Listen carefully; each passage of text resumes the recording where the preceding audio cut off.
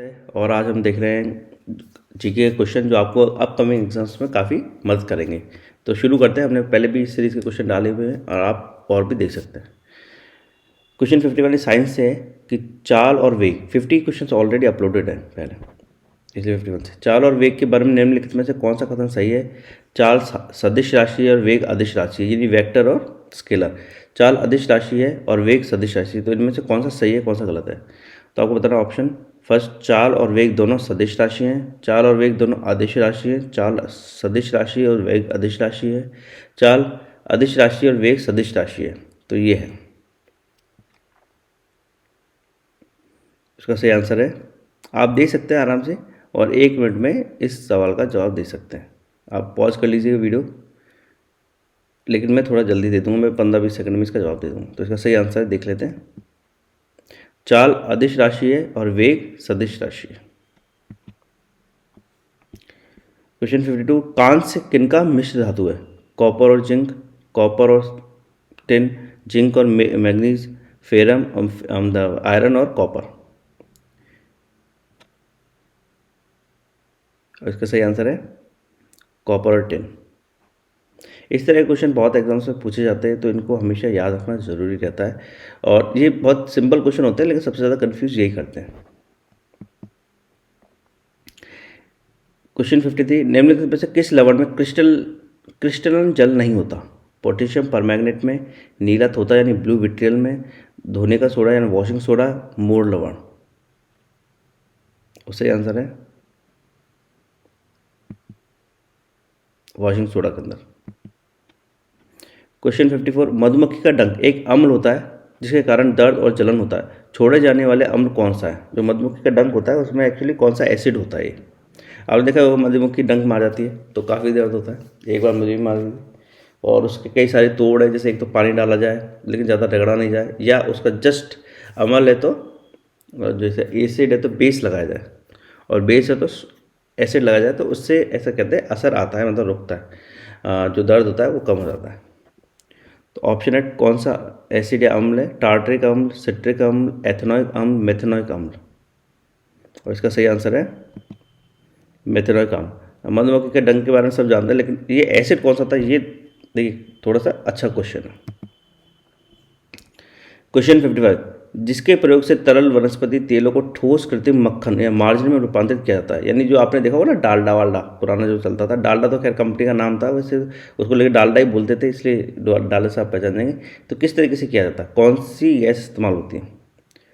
Hydrogen gas, chlorine gas, carbon dioxide gas, oxygen gas. देखिए डालडा पहले बहुत ज़्यादा यूज़ होता था, एक तरह से गरीबों का आप कह सकते हैं, थोड़ी सी मतलब मिडिल क्लास फैमिलीज तक भी इसको यूज़ करती थी, बड़ा अच्छा लगता था।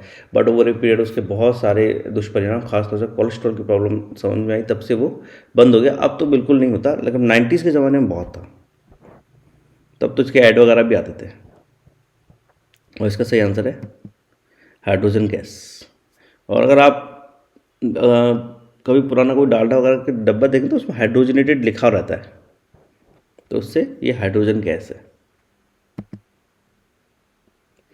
पेंटेन की संरचनात्मक समावयव यानी आइसोमर्स की संख्या कितनी होती है? पेंटेन में कितने आइसोमर्स होंगे?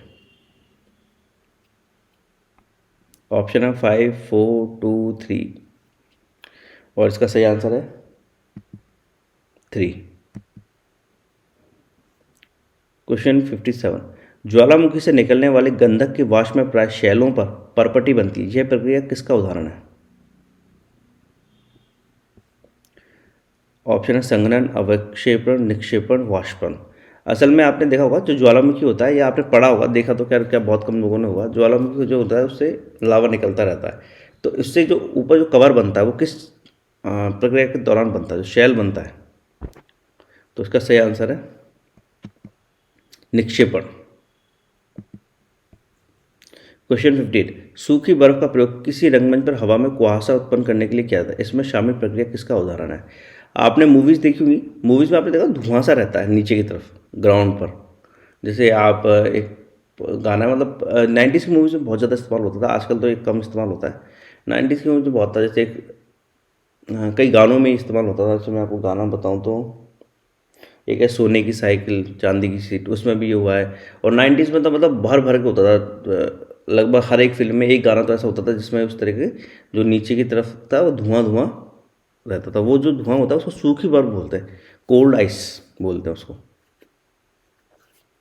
तो वो जो होता है वो किस प्रक्रिया का उदाहरण से ये बनती है? उदरपातन के कारण, वाष्पन के कारण, संघनन के कारण, अवक्षेपण के कारण। और इसका सही आंसर है उदरपातन के कारण। और ये कोल्ड आइस होती है, इसमें जो कंस्टिट्यूंट होता है वो कौन सा होता है, मतलब किस चीज़ की बनी होती है? असल में ये पानी की नहीं बनी होती, ये होती है कार्बन डाइऑक्साइड से बनती है। क्वेश्चन 59, C4H8 किसकी सजातीय श्रेणी में शामिल है? Alkane, alkene, alkyne, cyclo alkane. और इसका सही आंसर है एल्कीन। क्वेश्चन 60, स्तनधारियों के मामले में जठर भित्ति द्वारा स्त्रावित प्रोटीन पाचक एंजाइम को क्या कहते हैं? Chitinase, amylase, pepsin, trypsin. और इसका सही आंसर है पेप्सिन। जब कोई प्राणी कोशिका जल में किसी कम सांद्रता वाले माध्यम से घिरा हुआ हो तब निर्णय से क्या परिणाम हुआ? कोशिका से जल की हानि होगी, जल के संचलन में कोई परिवर्तन नहीं होगा, कोशिका में जल की वृद्धि हुई, कोशिका फूल जाएगी। तो जब कोई प्राणी कोशिका जल के किसी कम सांद्रता यानी उसकी डेंसिटी कम होती है एक तरह से वाले माध्यम से घिरा हो तब क्या होगा?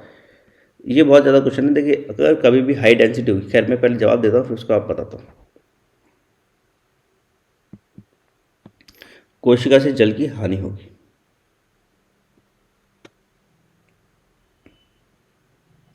ये बहुत अच्छा क्वेश्चन है, कई बार पूछा गया, घुमा घुमा के पूछा जाता है। लगभग मैं पिछले इसको 10-15 साल से देख रहा हूँ, इस तरह के क्वेश्चन जरूर पूछे जाते हैं। क्वेश्चन 62, पाचक एंजाइम किस में विद्यमान होते हैं? सूत्रकणिका, धानी यानी वैक्यूल, लैनका या लाइसोसोम, सूत्रकणिका या माइटोकॉन्ड्रिया, राइबोसोम। इसका सही आंसर है लैनका और लाइसोसोम। क्वेश्चन 63, निषेचन के बाद फल और बीज उत्पन्न होते हैं, क्रमशः बीजांड और अंडाशय से, क्रमशः अंडाशय और फिर बीजांड से, अंडाशय से बीजांड की आवश्यकता नहीं होती और बीजांड से अंडाशय की आवश्यकता नहीं होती। और सही आंसर है क्रमशः बीजांड और अंडाशय से। क्वेश्चन 64, निम्नलिखित में से किसने समुद्र तटों, ऑबलिन, पुलिन्यू बीच और अन्य जल निकायों को प्लास्टिक व अन्य अपशिष्ट पदार्थों से मुक्त करने के लिए राष्ट्रव्यापी फ्लैगशिप कैंपेन पुनीत सागर अभियान प्रारंभ किया है? ये किस ऑर्गेनाइजेशन ने शुरू किया है? भारतीय तटरक्षक ने, राष्ट्रीय कैडेट कोर ने, एनसीसी ने, भारतीय नौसेना ने, स्वच्छ भारत मिशन ने। और इसका सही आंसर है नेशनल कैडेट कोर यानी राष्ट्रीय कैडेट कोर। क्वेश्चन 65, इसके साथ 15 क्वेश्चन कंप्लीट होते हैं। हम 15 क्वेश्चन की सीरीज और लाएंगे। बेसिकली मेरा पर्पज़ ये नहीं कि आपको नॉलेज से भर दिया जाए और अगर एक ही दिन में 300-400 क्वेश्चन भी डाला जा सकता है। कोशिश ये है कि आप इन चीज़ों को याद कर लीजिए। अगर आपको क्वेश्चन याद नहीं हो तो आप उन क्वेश्चंस को याद कर लीजिए। आपको उससे रिलेटेड अगर कोई कमेंट है तो आप मतलब कोई क्वेश्चन है तो आप कमेंट सेक्शन में डाल सकते हैं और हम आपका आंसर जरूर देंगे। क्वेश्चन 61, संयुक्त राष्ट्र विश्व पर्यावरण दिवस 2022 का मेजबान देश निम्न से कौन सा था? ऑप्शन है कनाडा, स्वीडन, दक्षिण Africa, Brazil. The world environment day, इस तरह के क्वेश्चन बहुत ही ज़्यादा पूछे था, इंपॉर्टेंट क्वेश्चन बनते हैं, तो इसको आप याद करना ना भूलिएगा। तो कौन सा था? आप ऑप्शन दीजिए, मैं आपको आंसर बता देता हूँ और फिर देख लीजिएगा आपने जो दिया है वो सही है कि नहीं। और इसका सही आंसर है स्वीडन। तो इसके साथ ये कंप्लीट कर देते हैं हम 15 क्वेश्चन की सीरीज़। Thank you. अगर आपको कोई क्वेरी हो तो आप पूछ सकते हैं कमेंट सेक्शन में।